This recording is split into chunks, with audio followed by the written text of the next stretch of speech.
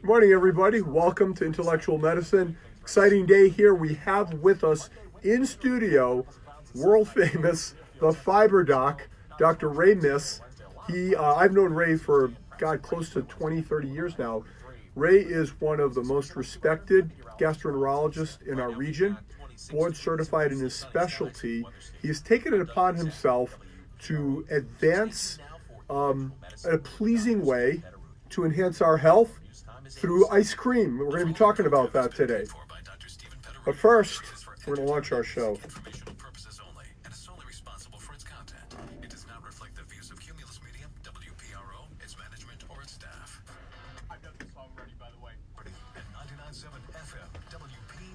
Presents Intellectual Medicine. Dr. Petteruti. Join Dr. Petteruti as he guides people towards living the 120 lifespan while retaining youth. He'll apply logic, reason, and scientific evidence to address conditions that drain people of their joy and vitality while protecting people from the harmful aspects of conventional medicine. Now, here's Dr. Steve Petteruti.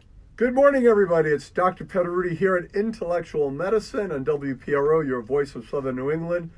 I'm in studio with Shannon and with Fiber Doctor, Dr. Ray Miss. Good morning, Ray. Welcome to the studio. Good morning, Steve. Thanks for having me. You bet. It's great having Ray here. Folks, he's going to be sharing with us advances in healthcare, information that can help you reduce your risk of death and disease by 15 to 30%.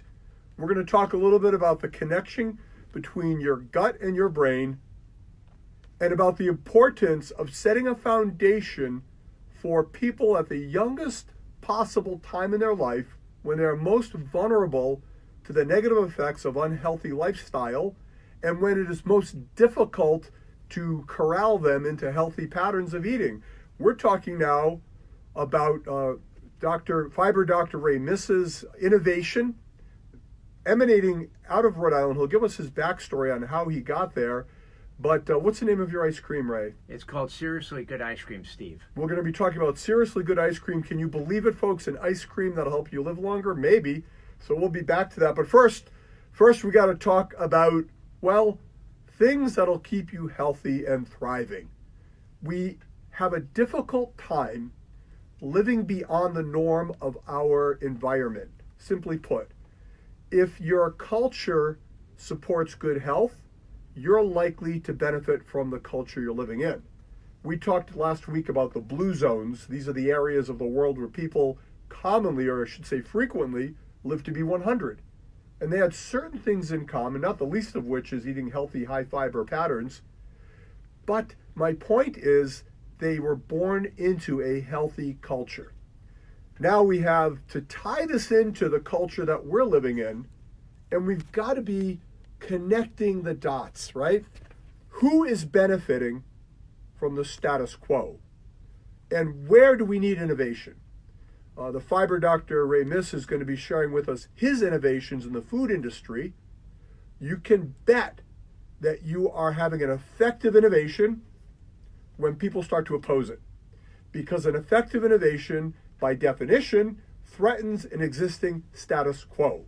At Intellectual Medicine, we have touched that nerve. We have a major announcement that we'll be sharing with you guys next week or in the weeks to come regarding freedom of access to your choice of healthcare and regarding innovation and how people and things react. But now we got to think for a moment.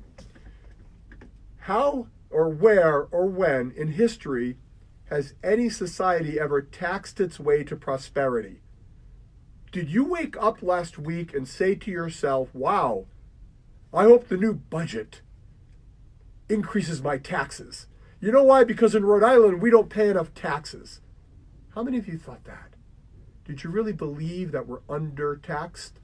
That the problem with our highways crumbling and our schools crumbling is that we simply don't pay enough money? Well, let's connect the dots, folks. Nashville, Tennessee is thriving. Birmingham, Alabama is crumbling. An article in the New York Times described Providence, Rhode Island as a city in decline. But no, just stay the course. We're on the right path, people.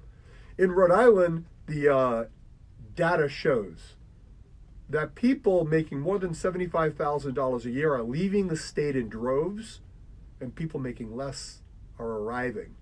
We're losing a congressional seat. Rhode Island has become a magnet for poverty. But wait, the government knows how to fix it. We're going to take our money and we're going to give it to the government because the state can pick winners and losers in business. Don't they do that really well? And innovators will be crushed because we're going to take that money and funnel it to politically connected. The analogy here, people, to the tunes of Comfortably Numb, please, people, let's wake up. The analogy here is transplanting redwoods to make a forest rather than growing them up natively. So what are the connections? Well, Nashville has no income tax and has built an infrastructure that is dynamic and fertile for planting whatever industry decides to come there. Birmingham tried to predetermine the businesses and failed. Look, if the government and the state were great at growing businesses, they wouldn't be in state government. They'd be in private business. So now our new budget, $10 billion, an increase of $500 million, taxes being increased across the board, charitable entities now being taxed, music, books, hotels, landscapers, interior designers, all new taxes. It's a very insidious approach because instead of saying we're raising taxes, they say we're going to raise taxes on those guys, not on you. You're not a landscaper. You're not an interior designer. Oh, those big evil charitable entities, we're going to tax them. $500 million because we don't have enough tax in Rhode Island. It breaks down to $10,000 per head, $40,000 per household. But wait, I already told you we become a magnet for poverty. Half of the households in Rhode Island, roughly, don't pay state income tax.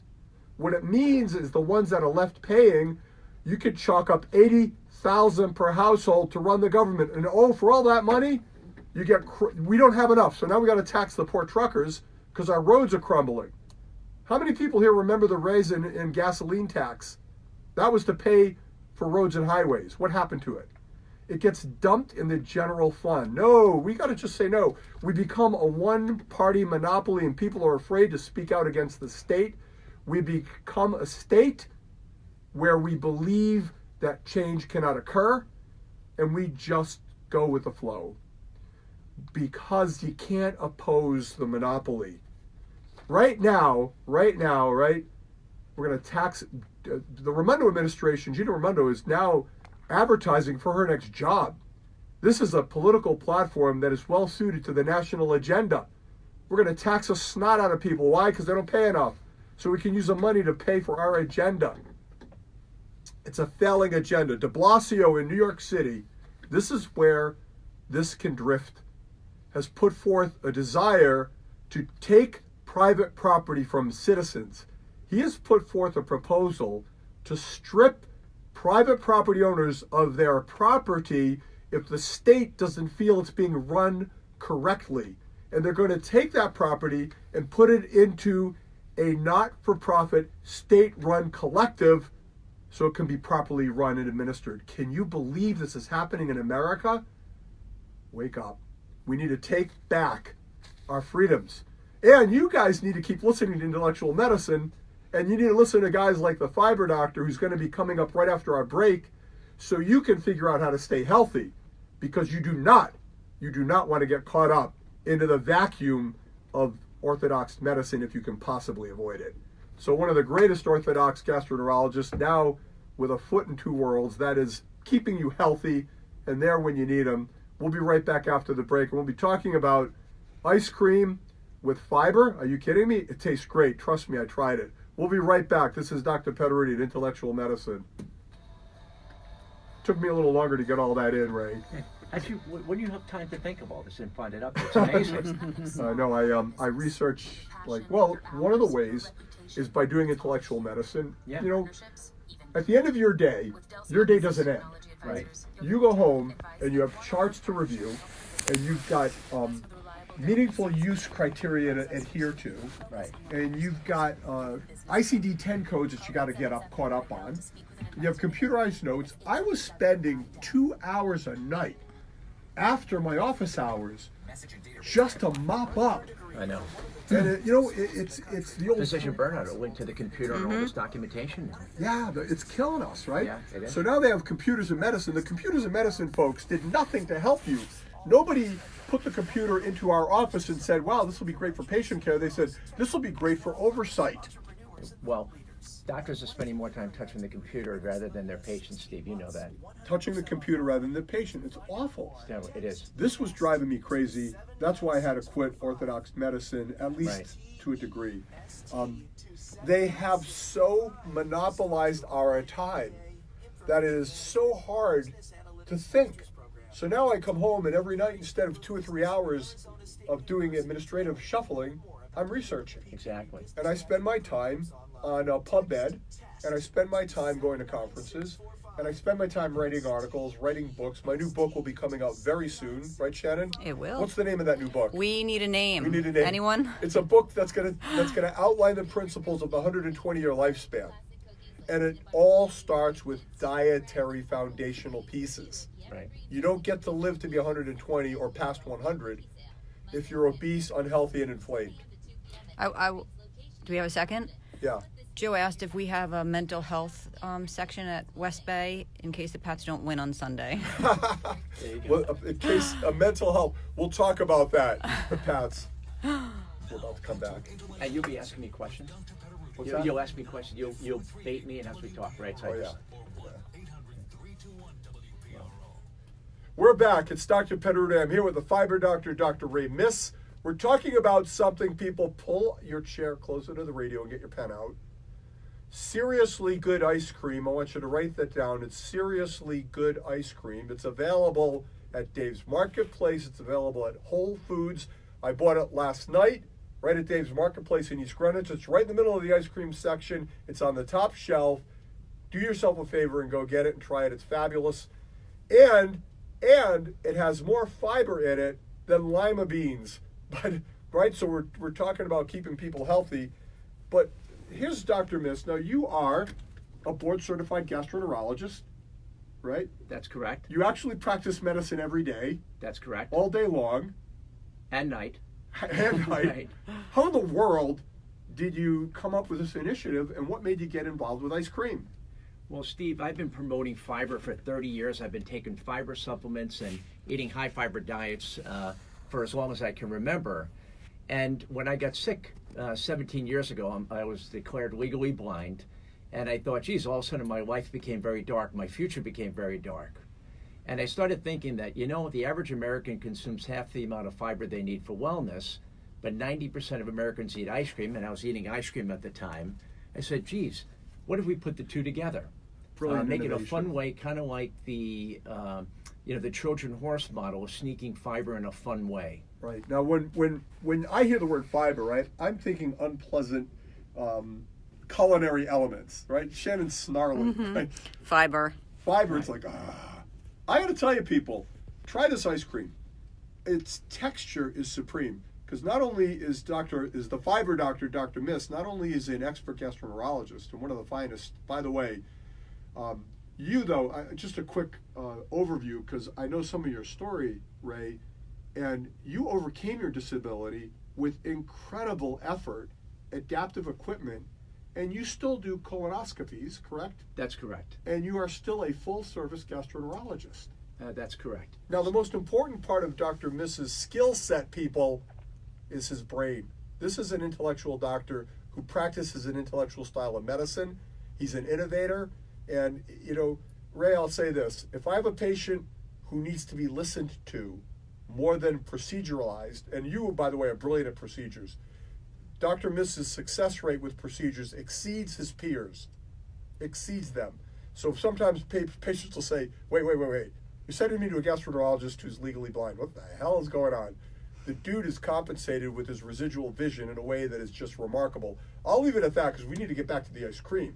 But go to his webpage, look at the man's story. This is a Rhode Island hero.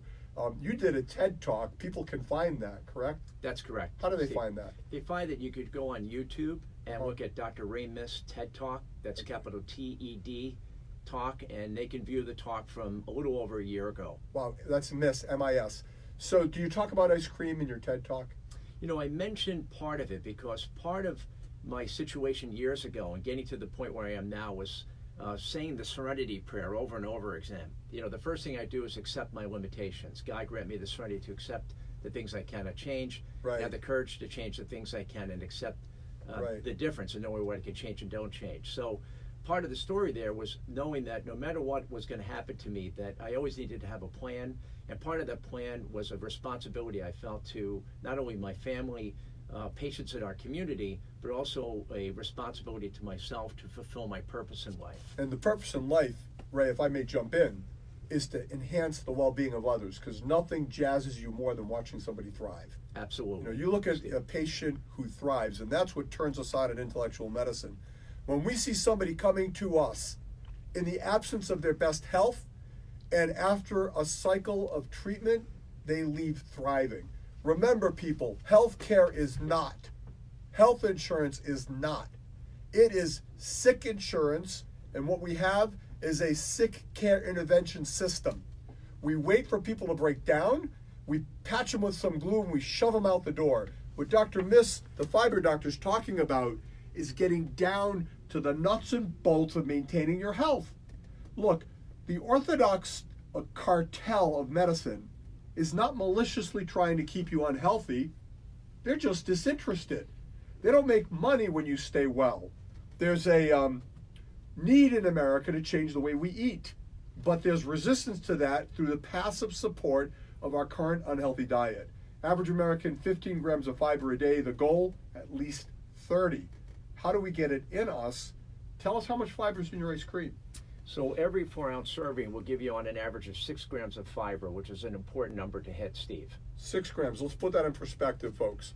A serving of Brussels sprouts will give you 3 grams. A serving of lima beans will give you 6 grams. Now, while this is wonderful for adults, I love your perspective, which is, as the twig is bent, so grows the tree. Let's introduce healthy patterns to our children. I was telling Dr. Miss about the kid I saw. I'm at the YMCA. This little kid is sitting there sipping apple juice from a juice box and eating a granola bar. I felt terrible for his mother. She was operating on a presumption that she's doing something good for this child's health. She has been misled by the propaganda of the food industry. A granola bar is not much better than a Snickers bar, and apple juice has more sugar per ounce than Coca-Cola. But your ice cream is authentically beneficial in many ways because kids will eat that. And by the way, I'm going to eat it as an adult. And as when it comes to weight loss, a very critical principle is hedonism, pleasure. Tell us about that and how it affects the brain. Well, Steve, you know, we have a part of the brain called the pleasure cortex. And part of that brain responds to keeping us or having that sense of well-being. So one of the biggest responses is related to the ingestion of sugar, fat, and if we deprive the brain of that, then it leads to uneasiness. Right. So when we limit the brain to real sugar and fat, something called dopamine in our brain drops, and that leads to other addictive and obsessive behaviors such as overeating or other activities that may not be healthy. People can just become generally miserable. Absolutely. So, in other words, some of our Orthodox colleagues that are just miserable people, we need to give them a dose of your ice cream. Could be. This is it. Shannon, I'm gonna keep this ice cream with me, and you guys find somebody who's dopamine deficient, the surly agent at TSA, right? This could be a great mental health public initiative. We just got a call from Joe. Joe, thanks as always for listening. He's worried, Tyler, that if the Patriots lose on Sunday, the entire region is going to go into a depressive funk. You know, this could happen. Well, that's it. Tyler said, go get the ice cream. People, you need to go to Dave's Marketplace. You need to go to Whole Foods and stock up on seriously good ice cream as a hedge against the Patriots losing. Now, when they win, and they are going to win, because that offensive line is amazing. When they win, you can celebrate. How many ounces can we eat of your ice cream and not hurt ourselves here? Oh, as much as you want. That's what you're hoping for. But all you need is 4 ounces to give you 23% of your daily fiber. All right, I'm going to say, I love it. 4 ounces, people, and it's all got natural stuff in it. So here he is, Fiber Dr. Ramis, a Rhode Island original, an innovator, an Orthodox physician, who also has progressive and intellectual leanings. We were talking a moment ago about the state of healthcare, the fact that our office appointments have been really compromised by the computer-initiated oversight coming from departments of health, the state, insurance companies. When did we lose our freedom, Ray? When did that happen? Well, I think that really started with some of the insurance companies, and we're being forced to use the system now. And I think what's happened is that doctors are touching the computer more than they are their patients now. And if we just went back to the way it was of talking, listening, becoming better listeners, Yep. and putting our hands on our patients again, I think that would certainly help matters also. We'll have to talk about how to get there. Intellectual medicine is part of the innovative reflection on how to change that base. We do have thoughts about that, one of which is to strip a lot of doctors from their affiliation with vertically integrated corporate entities. A doctor who's employed is a doctor who's lost some freedom. If your paycheck is coming from above rather than from below, that is, from a corporate entity rather than from the patients themselves, it alters who you have to be responsive to. And they always say this is in the interest of efficiency. We're going to create a monopoly. We're going to get all the doctors into one big cartel, and it's going to be good for patients because it's all going to be controlled. And it's horrible. It deprives freedom, access, and time. But we got to go back to the ice cream, because you know what? If it were listed as a cause of death and illness, medical intervention would be in the top 5 causes of death. Now, my point isn't to paste and paint medical care as evil or negative or bad. It is simply a risk. And the best way to avoid that risk is to keep your health. And the best way to keep your health starts with nutrition, and it starts with the knowledge that not all things are created equally. It was L.A. Metchnikoff, we were talking about, in the 1800s, proposed the theory that the bacteria in our gut would decrease senility and increase lifespan over 100 years ago. L.A. Metchnikoff. And a recent study in The Lancet showed a decrease in death and chronic illness of 15 to 30% by simply increasing fiber across the board. And Dr. Miss, the fiber doctor, mentioned the pleasure cortex. You cannot, people, deprive yourself through diet and expect good health. It will corrode you mentally, and it will undermine your sustainable pattern. I had a patient in a weight loss group, and she said, I'm not going to eat any ice cream until I hit my target weight. I said, that's foolishness. You have to figure out how to satisfy your pleasure center, and your ice cream can do that. So an innovator, now you must have gotten a lot of money from the state, such an innovator, starting a manufacturing business in Rhode Island. Haven't gone there yet, Steve. That check's still in the mail, all right? Right. So, Okay. I don't know, you should maybe apply for one of these grants. I got a good idea. Here it is, people. He needs funding to stay in Rhode Island, otherwise he's going to take his whole corporation, he's going to go to Hartford. You tell him, right? Isn't that what Hasbro did? We're thinking of leaving. It's a manufacturing business, right? We got a potential to employ who knows how many hundreds of people when you get up to scale. Anyhow, we're advocating for you guys to go out and try and purchase this product. The intellectual medicine endorsement of Fiber Dr. Ray Misses seriously good ice cream with 6 grams of inulin. The inulin is a prebiotic, isn't that right? It is. It's a prebiotic soluble fiber and one of the most studied fibers out there, Steve. Right. Wow. So we'll have you back. Can you come back again in the future, Ray? I would want that opportunity, Steve. Thanks so much for being here and enlightening our audience. But up next from the Revolution Soft Wash News Center, it's Doug Lizette with the headlines. Hey, Doug. I have a question. Someone asked, is powdered benefiber worth taking daily? The question is powdered benefiber worth taking every day? Yeah.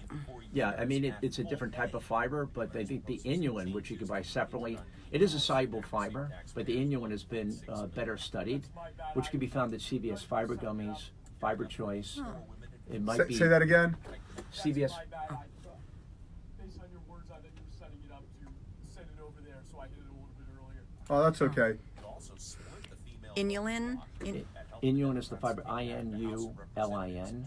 Ray, is inulin, the benefiber and these other products... Polydextran, that's a different type of fiber. Okay. But folks, it's important to distinguish the type of fibers. What the fiber doctor is talking about, and nobody knows better than him, is that inulin is a superior, correct me if I'm wrong here, Ray, it's a superior probiotic or prebiotic. Prebiotic, soluble fiber, right. So certain fibers do a better job of nurturing the environment of probiotic in the gut. And that, was controlled. The inulin, by the way, was shown even in high-fat diets to reverse obesity. Yes. And interleukin-22 effects through the small intestine inflammation. So in layman's terms, the inulin, a soluble fiber, absorbs water in the gut, makes you feel full longer, so that you're not as hungry in part, and it So affects also things. portion control. Portion control. So having that in the ice cream can help satisfy the pleasure center without sending it in overdrive. So you can satisfy that pleasure center eating a bagel or a croissant or a donut, but it's going to be satisfied for about 30 minutes, then it's going to go nuts again. Yeah, When you mix the fat in, it's durable. Yeah, and then the inulin has a direct effect on better bacterial growth in the small intestine. Yeah. Decreases interleukin-21, which reverses obesity even in high-fat diets, and the breast cancer reduction is huge. Yeah. And then so it also helps the probiotic thrive. So Well, there we are saw multiple mechanisms. We saw in last week, we talked about the 27% reduction in death from cancer. Buried in those stats, however, is the fact that most of the reduction is from smoking cessation, but certain cancers are on the upswing, including liver cancer, and breast cancer is not going down the way we would hope, in part because of obesity. First time in life have we ever found something to reduce breast cancer risk, and that's increasing fiber in teenage girls and women in their 20s. Increasing fiber in teenage girls and women in their 20s Up reduces to breast 30%. cancer. We've never had anything that's ever shown to reduce the risk for breast cancer. Huge Harvard public health study published in 2016. Now, that news, people, should be on the front page of Time magazine. It is a natural, inexpensive. Am I on the air? Right now, we're on Facebook Facebook. Live. Oh, okay, We're on Facebook gotcha. Live. Oh, So I'm we're having sorry. a conversation for Facebook audience, Dr. Miss and I. We're talking about the way that these nutritional interventions are buried and drugs are amplified. At least I am, because I talked to Ray on our way up here, and both he and I learned nothing about nutrition in medical school. We learned nothing about nutrition in our residency. Consequently, unless your doctor takes it upon themselves, like Dr. Miss has, to become expert in the field through his own self-study, their ignorance sometimes leads them to be dismissive of parts of health that they just don't know much about. It's really hard for an expert to admit ignorance.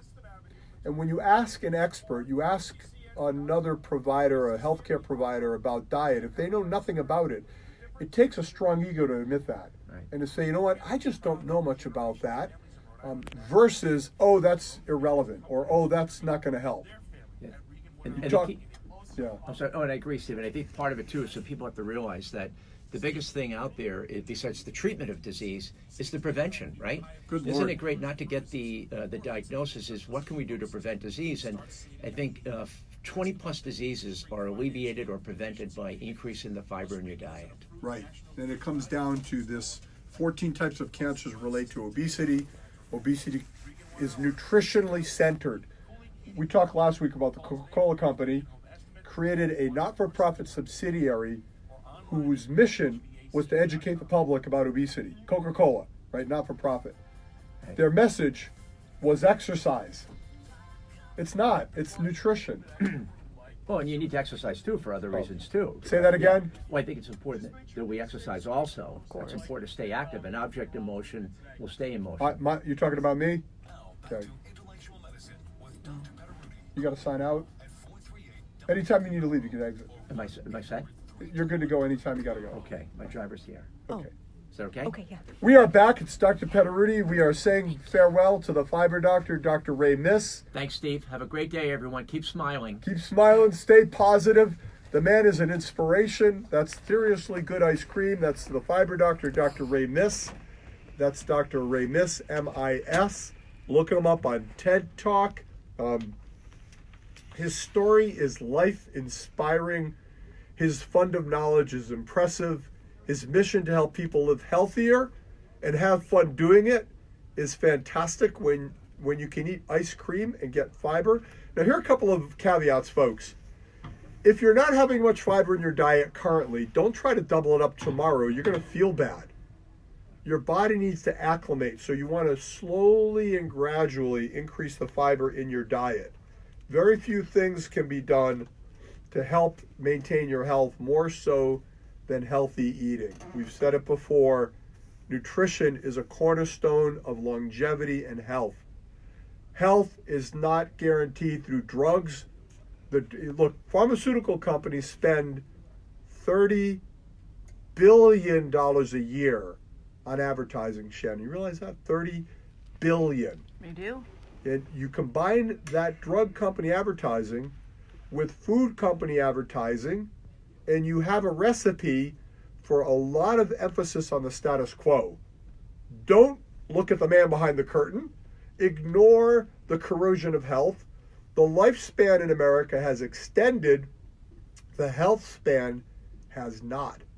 People are living a little longer in general, but they're not necessarily living more healthy. Never before in the history of the recorded human species have we been as fat as we are currently, have we had as much obesity, and no country in the world has a higher proportion of obesity than the United States of America. And yet, Shannon, the World Health Organization, top 10 things that are compromising human health. Top 10. Did you know that obesity is not even in the top 10? Like, how is that possible? Not in the top 10. You know what else is not in the top 10? Lead reduction, heavy metal reduction. You know what else is not in the top 10? Repletion of your hormones. We talk about these issues because they are neglected by the mainstream. Now, why? And there are three things that the mainstream doesn't make any money on. Bingo. Right? Bingo, right? Where's the big money behind weight loss? It's in surgery. Dr. Miss and I were talking on the way up here. We have concerns about gastric bypass. Now, I've invited one of the foremost gastric bypass surgeons on our radio show, and I'm looking forward to having a conversation. I want to know more. There are concerns that getting the surgery can ruin the bacterial balance of your colon. And there's a connection between the bacterial balance of your colon and your brain. Some studies have shown that proper bacterial balance in your colon can improve memory in dementia patients. Wow. Might it then actually prevent neurodegeneration? Our current American diet is very pro-inflammatory. It creates cellular inflammation. There's a condition that's in the anti-aging literature called inflammaging. And it points to the fact that cellular inflammation accelerates the aging process and it accelerates neurodegradation. So I've had people say to me, I'll ask them a question, Shannon, how's your brain working? And they'll say, well, it's pretty good. I mean, it's not what it was, it's off a little bit, but it's kind of appropriate for my age. What? Time out. Your brain should not corrode not 1 ounce. I was driving up here and I was talking to Ray, and he said, I'm doing great, my health is good, but I've been noted to have a little bit of osteopenia, a little bit of bone thinning. And I guess that's kind of normal for my age. Stop already, people. Stop with the self-fulfilling prophecy. Here's the problem. If you believe that thinning bone, if you believe that fading brain power, if you believe that weakening muscle, if you believe that sexual vitality all are going to deplete as you get older, and if you believe that that's, I'm putting quotes here, the floating quote, right? Normal, if you believe that's normal, well, you're not going to be motivated to do anything about it. And then you will decay. And you go to your doctor and you say, doctor, I don't feel as vital as I once did. And the doctor says, well, that's normal for your age. No, it's not normal for your age. It's normal for the historical pattern of aging. The historical pattern of aging that we are challenging at intellectual medicine, that we maintain you must age chronologically, but biological aging is an entirely different endeavor. There are things you can do to delay, reverse, and prevent cellular aging. They start, people, with how and what you eat. The seriously good ice cream can be a piece of that, but don't be misled. You're not going to eat gallons of ice cream to good health, okay? But it can be a piece of that puzzle. This is the stuff that we want to talk to patients about, the stuff you need to know, and the stuff you will not get through the orthodox medical system that is too busy consolidating power, opposing alternative and innovative thought, and counting the money. You cannot deliver substantive, life-changing health care in a 7-minute appointment. You cannot expect your doctor to thoughtfully respond to your rational inquiry when they go home at the end of the day and spend 2 hours banging a computer to catch up to insurance and government mandates. We need a revolution in healthcare, and it is not more oversight. It is, at its heart, the essence of intellectual medicine. I told you innovators will be opposed when they're succeeding, when they're making an impact. So intellectual medicine has attracted opposition. We're kind of proud of that because it means our message is getting out there. And some people that don't comprehend what we're doing, that don't support any change in the status quo, some people, and they're not you people, we're talking about the cartel members that are profiting from the way things are, that have taken money from the state, have taken money from insurance companies, and have become a mouthpiece for the status quo, have the audacity to criticize that which they are ignorant about. I challenge any of our critics to have a conversation with me. I've invited that conversation. There are not a ton of them. Look, there's a wide swath of doctors, nurses, pharmacists who get it. They're on board. We're going to be sharing this in future major announcements. We are fully committed, folks, to you living your longest and healthiest life. We're fully committed to the thriving southeastern New England. We love it here in Rhode Island. We critique its policies out of love and out of a passion to see things get better. And they don't get better by everybody looking at the Emperor's New Clothes. Remember the story of the Emperor's New Clothes, Shannon? People, do you remember that story? Hey, Tyler, do you remember the story of the Emperor's New Clothes? It's a quick one, and it speaks to the status quo. So the emperor loved to dress in high fashion, and a poor man went to him and needed desperately to get money. And he told the emperor that he could fashion him the best looking clothes in the kingdom. However, these clothes had a special attribute. They could only be seen by the wise and enlightened. So this very clever peasant fashioned the clothing and gave it to the king and put it on him, and the king stood buck naked with his fake invisible clothing, and the peasant said, "You look magnificent." And he let the word go out throughout the kingdom that anybody of wisdom could see these beautiful clothing, and if you couldn't see them, it's because you were ignorant, you were a moron. So the king paraded down the street, Shannon, Tyler, naked, and all the people applauded. "Wow, those clothes, we've never seen anything so magnificent. They're beautiful. Look at the emperor's new clothes." And a child came from the midst. And the child spoke out and said, "Oh my goodness, why does the emperor not have any clothes on? Why is he naked?" And instantly the vision became clear, and the emperor was seen for what he is. The emperor's new clothes, ladies and gentlemen, is the cartel of medicine that wants you to believe that they can help you stay healthy by drugging you into oblivion or cutting you. The Emperor's New Clothes is a $10 billion Rhode Island budget for our tiny little state, choking the lifeblood out of innovation, strangling you with taxes, burdening industry with more taxes and more mandates. There's going to be a new tax on business, Shannon, a new tax on businesses that have more than 300 employees to fund health care for poor people. Look, there's a better way. Intellectual medicine is part of that voice. We want a lively debate. We want to be here to share it with you. But first, when we come back, we're going to talk about corporate scare tactics from Big Pharma, and we're going to talk about pesticides and metals and the way they can give you heart disease. And Shannon, have you heard about the blood transfusions, the young blood? I have not. So there's a company out there that is promoting and selling plasma infusion. So you can, I'm not making this up, folks. Oh, yeah. Okay. Right? Yep. So young people will donate their plasma to be infused into people to help them get young. It's called parabiosis, and I'm going to tell you why not to do it.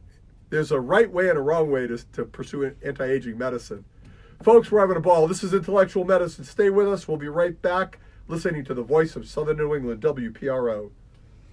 Why on earth would you take? I know. We have a caller who just wants a reminder. What's the name of the ice cream? I'll say it again on the air. It's seriously good ice cream. It's available at Dave's Marketplace and at Whole Foods. I know, right? Can you believe it? So these people, ladies and gentlemen, they're paying $8,000 to $12,000 per infusion. So you can. This is crazy. What's next? Wouldn't you be concerned? That's like you get a blood transfusion in the hospital. I mean, that's serious, right? God. There's diseases. So I used to work in a there's- blood banking lab God. when I was in medical school, and we would cross-match blood to make sure that it wouldn't kill you, because you put a foreign protein in your body and you can react negatively to it. Now these idiots are getting plasma put in their blood in an attempt to stay young.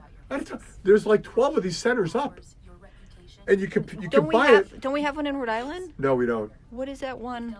Oh, that's they sell plasma for Oh. medical purposes. Like this? You can donate it. No, Shannon, you can buy it with PayPal. You can purchase this with freaking PayPal What? and show up and get your $8,000 plasma We're in the wrong infusion. business. Stem cells, yes. Hormones, absolutely. IV infusions of vitamin C and chelation, sign me up. There's science behind all of that.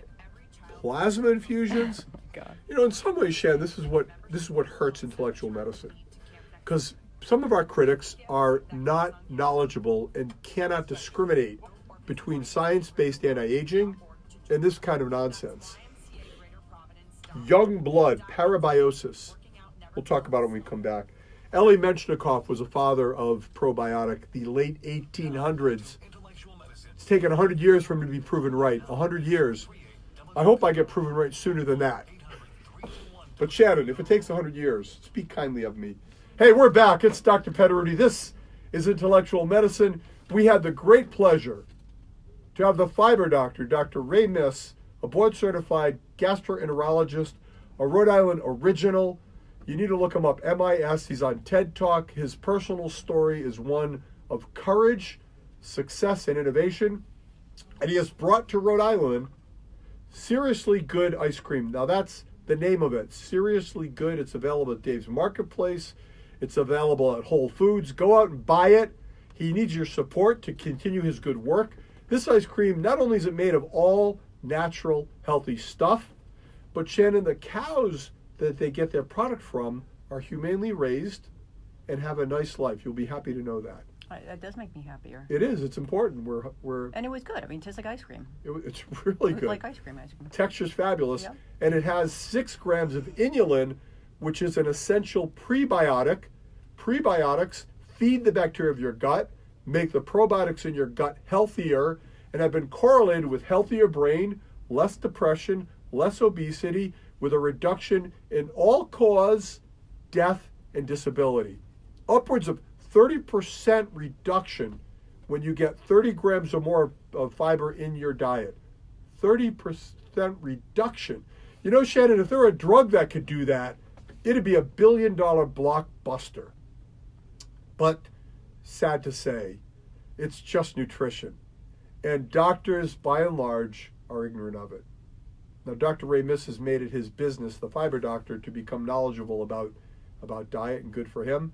Many of my colleagues in naturopathic medicine, chiropractic medicine, osteopathic medicine, yes, even traditional MDs have taken it upon themselves to educate and study and become knowledgeable about anti-aging modalities. They're out there. If you're lucky, you're going to find one. And you want to hold on to them tightly because they'll help you live longer and better. They're going to reduce inflammation. And they will not give you blood transfusions from young people. So out in California, of course, Shannon, this fad has emerged where people are spending $8,000 to $12,000 to have infusions of plasma donated by people 25 years and younger. So these are How much did they get? the donators. That's a Yeah. great question. Yeah. What, do they have to show up with a birth certificate? And do they have to like screen them? Suppose they've had HIV. Suppose they've had babesiosis. I was just going to say that. Gosh, it's like anything now. They won't, you can't give blood. Crazy. So anyhow, they're taking this plasma and they're infusing it in these morons. And don't we need blood? Couldn't we use this for like real medical emergencies? Well, you know what? Just need the whole blood. Yeah, right. The idea that they're compromising the blood supply because they're redirecting it into a profit-making entity. The real hazard here, ladies and gentlemen, is that it compromises by association the notion of anti-aging medicine. Because there is so much garbage out there, sometimes the uneducated and the uninitiated, including some of the critics of intellectual medicine, and some of our critics really they're good people. Many of them are sincere and just uneducated about the science of anti-aging therapy. And they look at something like young blood infusions and they associate it with what we do. We do vitamin C infusions. We do chelation. We do vitamin infusions. We don't do blood plasma for anti-aging. We do science-based anti-aging interventions. Why? Well, why not? Who doesn't want to live younger? Who doesn't want to preserve their health? Who doesn't want to stay vital? Given a choice between aging the tradition, look, you want to age like your grandfather, you can. You don't need to do anything differently. And by the way, your grandfather was a nice guy. I don't mean to knock him. My grandparents are nice people, and they had pretty good longevity.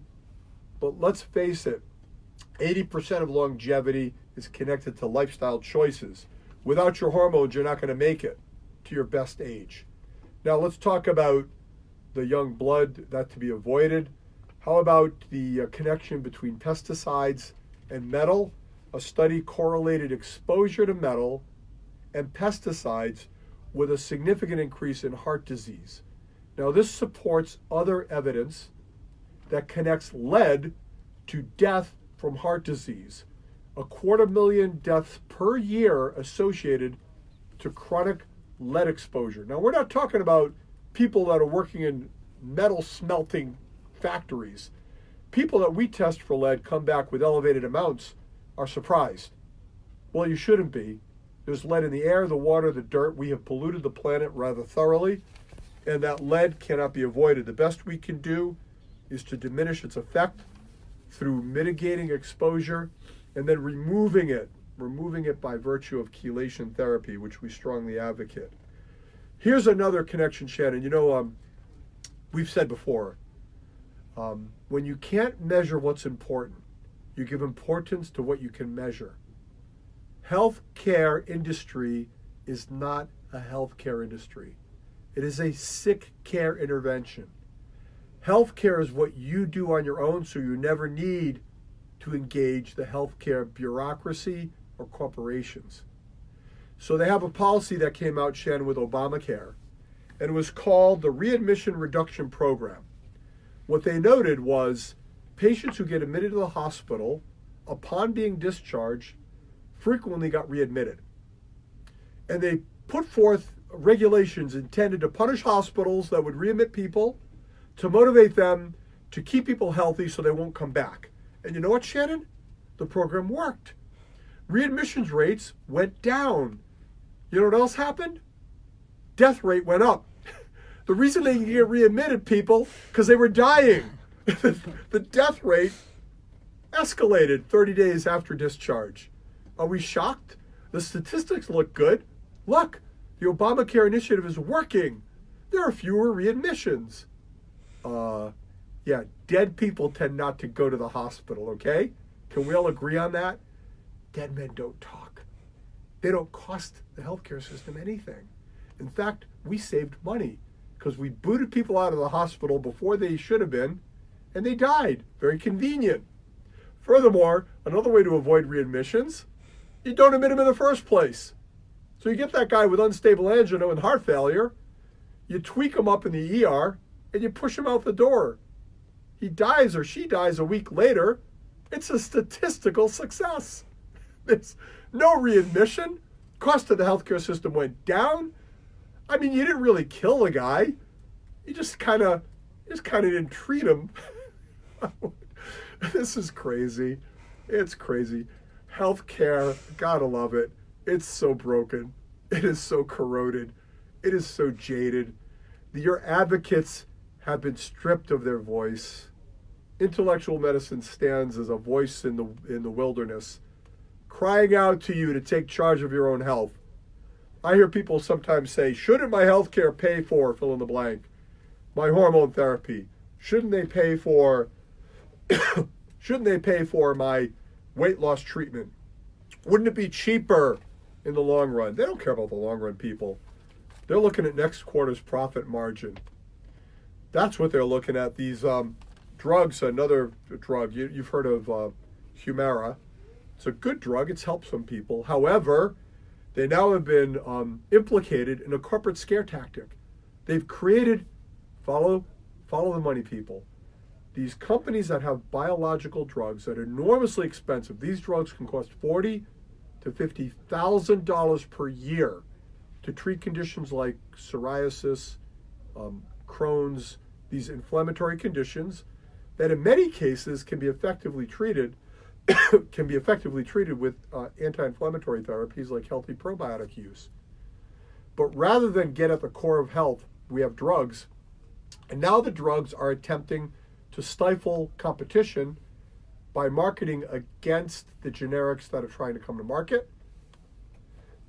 They have a total of billions of dollars at stake. They've invested millions in these not-for-profit arms that can promote their message. They also, Humira in particular, is being sued by the state of California for paying kickbacks to doctors. Now they're fighting that suit. It remains to be litigated. But how can we trust the messages we're getting when the money has so overwhelmed the conversation? When the big donors have taken charge of the messaging? When I open up a medical journal nowadays, I'm dismayed at the amount of drug ads that are in it. They help define not only the topics that are studied, but the outcomes that are published. My point, folks, is not that orthodox medicine is pure evil, just that it's rife with conflicts of interest and that it is promulgated on the basis of you believing that you need them to thrive and to be healthy. In Costa Rica, a blue zone, their cost per capita, 15% of what we spend. They live longer and healthier. So we're at Intellectual Medicine. We're here talking about ways to keep you thriving, to keep you young, to keep you alive and well, but most importantly, to give you the freedom to contemplate and choose your options. If every healthcare outlet is forced to be the same, you, ladies and gentlemen, will have no choices except for to pick where to get your monopolistically delivered healthcare that will be the same as everybody else's. Intellectual Medicine stands on your freedom. We stand with you, supporting your choices, your freedom. You define healthcare. You define what matters. Not the government, not the insurance companies. You do. So thanks to Dr. Ray Miss, the fiber doctor. Try his ice cream, seriously good ice cream, available at Dave's and Whole Foods. We'll be back again. We are Intellectual Medicine, wishing you 120 youthful years.